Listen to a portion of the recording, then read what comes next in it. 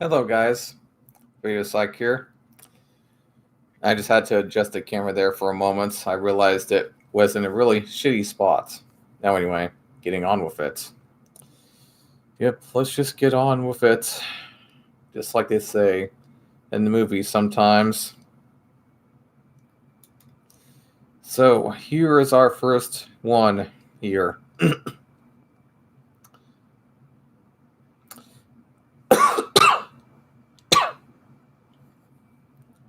Excuse me.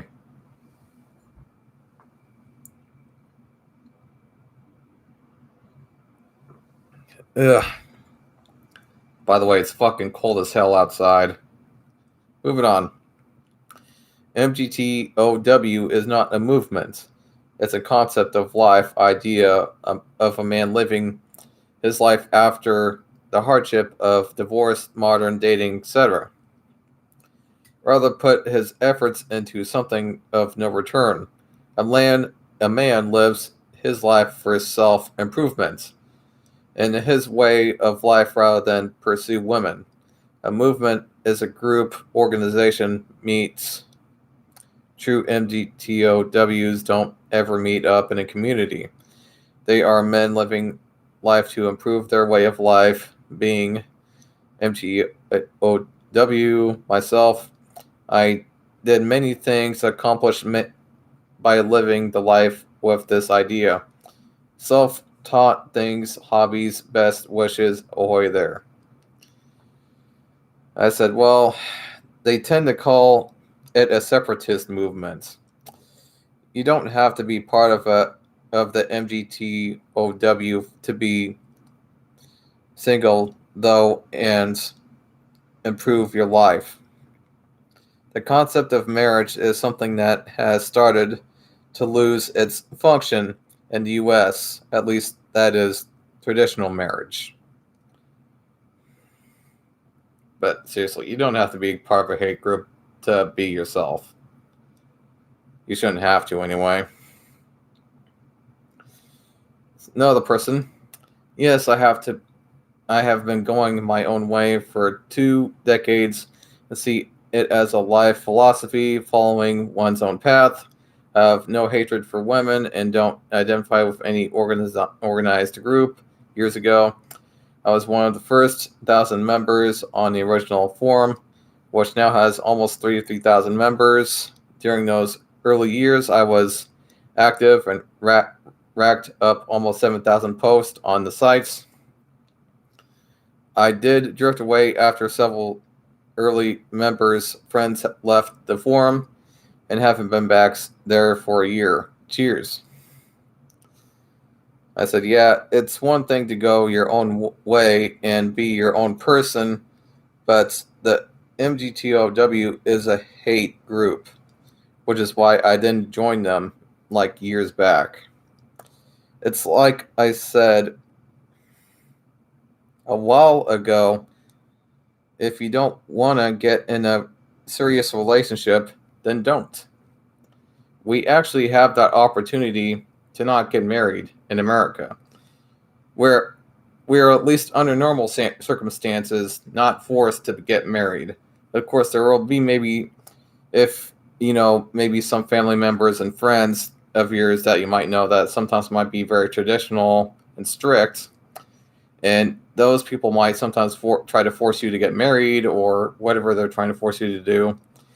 But the reality is that nowadays they can't actually force you to do that. And when you turn the age 18 years of age, they cannot claim you anymore. I mean, also the world of sex opens its doors like that to you when you turn 18.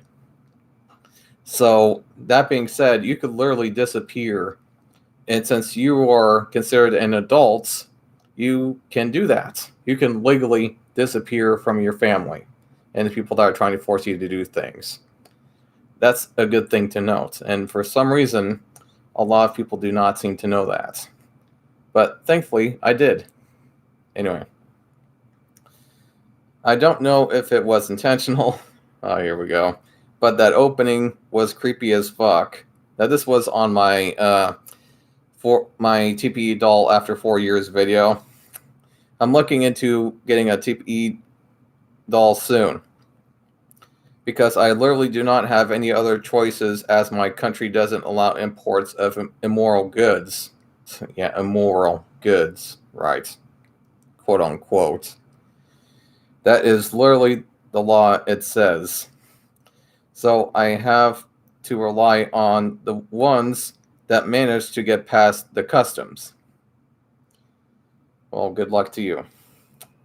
I said, actually, I'm surprised more people don't come to my channel calling me creepy, to be frank. It's kind of hard showing off this stuff without at least some people finding it creepy as hell. Ha ha ha. So, I, of course, took, no ill notion to what he said. I'm just like, whatever. You think I'm creepy, ha ha ha. This one's another funny one. This guy, I think he or YouTube might have deleted his comment. He said, "You look like an incel," on my video. And I thought that was hilarious. It's another comment here. The guy in the Korik interview who was buying his fifth real doll, hearing his honest reasons, and especially after the 15-year marriage. That brief interview affected me greatly and made me pause and think. Just as in this excellent discussion, yes, quality is expensive. Yeah, real dolls are not cheap. Let's see, did I say anything to that? Actually, I didn't say anything to that. I must have forgot to say something to that, but I sure as heck read it. Anyway, I have to admit, with COVID causing sales of sex dolls rising, I'm excited to see the possibility of advanced sex dolls and new ideas. And I said, same. This person asked, is starpree.com legit? And I just told him, to be frank with you, I don't know. I don't trust it either. At least the quality I don't trust. But maybe they're just fine. But who knows? I haven't bought one, and I'm probably not going to buy one. Just so you know. This person says, yes, it can be anxious on your first doll. There is technical anxiety on knowing how to care for them, and you might worry of buyer's remorse because it's no small sum of money. Plus, it is weird at first for anyone. You're about to embark on a sex experience which you never had, not with a doll anyway. There is no rush to bang the doll the first day. Get used to the doll being around first. And I was like, oh, yeah, right. And that's why I said, yeah, but we all try her out the first day anyway. Hee hee. As I like to say, that's our way of getting to know them when we first meet them. But anyway. Oh, man. This guy says, oh, man, my comment inspired the video. So cool. Still pretty much using her daily. But I will scale back some. I'm taking good care of her, but I got her for one reason, so I'm going to get my money's worth at minimum a few times a week. The cleaning is a real bitch, but worth it to me. But I'm still in the honeymoon phase, lots of laughs. And of course, stated to him, some people have also asked me this question that you've asked me before about, the use of, how many times you could use it and all that. I decided to make a video, and so I decided to make a video on it. I've had to do that a lot so that people aren't asking me so many questions at once. Because at one point, there was a lot of people asking me the same question on even sometimes the same video. Just like on my TPE versus Silicone 2 video. I mean, I can't tell you how many times on that same video would ask me, where did you get that doll stand? Or where'd you get the doll stand for the doll to the right? Or, whatever. And I probably had to answer that question on that one video like 70 times before I finally decided to make a video on it because it was just getting freaking annoying. Now, I mean, of course, I always love answering your guys' questions, but if I'm, of course, getting the same question over and over and over again, it's just like, okay, I'm getting to a point where I think I need to make a video on this. You know what I mean? Nothing against the people that are asking me the question, of course. And of course, I will always try to answer your guys' questions, even if, I have a video on it.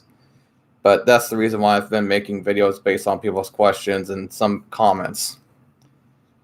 And sometimes, maybe every now and then, somebody will ask me a question on something, and I'll think, maybe I should make a video on that, Or if they're asking me about a particular site or brand, But with that being said, I guess I'll just end this video. But for the comments that I didn't read, don't worry. I have actually read all of the comments. I tend to read all of them, even if I don't comment on them. But again, I will see you guys in the next video. And of course, keep on asking questions, laying down comments. I'll see you guys in the next one. Bye.